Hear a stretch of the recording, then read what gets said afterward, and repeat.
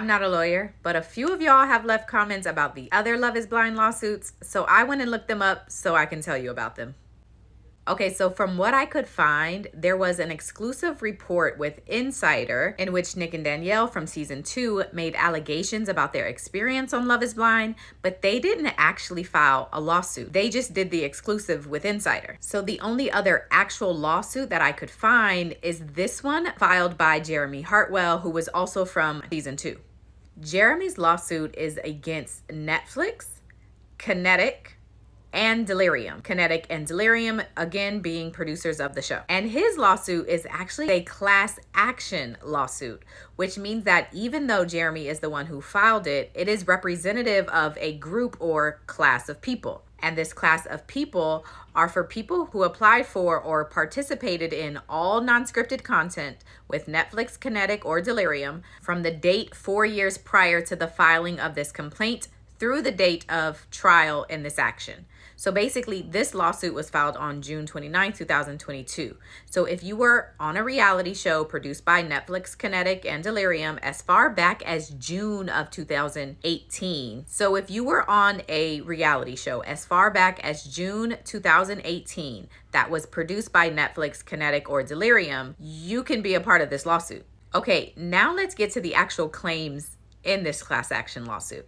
Unlike the recent lawsuit from season 5, this lawsuit is all about how contestants were paid. Now, it does make mention of some of the things from the season 5 lawsuit, like it says participants were given alcohol, soft drinks, and energy drinks, but hydrating drinks like water were limited to the cast. It also alleges that participants were encouraged to consume alcohol throughout the day without meaningful access to food and water, which again is something that was mentioned in the lawsuit from Trandang season 5.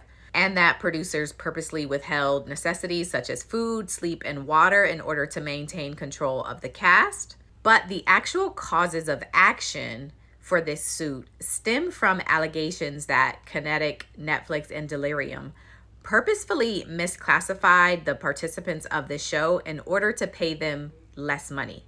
Let me explain. Jeremy, through this lawsuit, alleges that participants on this show were classified as independent contractors instead of employees because it allowed the producers to pay them less than minimum wage and not have to pay them overtime.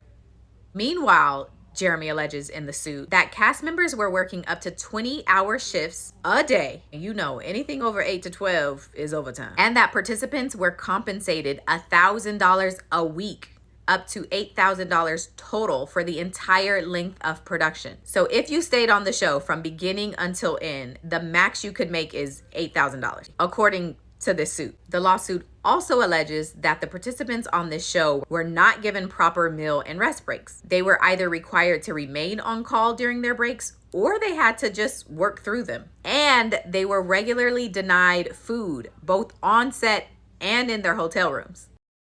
And so with all of those claims, the causes of action are failure to pay overtime wages, failure to pay minimum wages, liquidated damages for failure to pay minimum wages, failure to provide accurate and itemized wage statements, failure to provide uninterrupted meal periods, failure to provide uninterrupted rest periods, failure to pay wages promptly upon termination, and unfair business practices. Now, it's important to note that in response to this lawsuit, and again, this lawsuit is from season 2, Kinetic, that quote, Mr. Hartwell's involvement in season 2 of Love is Blind lasted less than 1 week. Unfortunately for Mr. Hartwell, his journey ended early after he failed to develop a significant connection with any other participant. While we will not speculate as to his motive for filing this lawsuit, there is absolutely no merit to Mr. Hartwell's allegations, and we vigorously defend against his claims. The producers have also denied the allegations in the lawsuit from season 5, which again was filed by Trandang. And so far, there hasn't been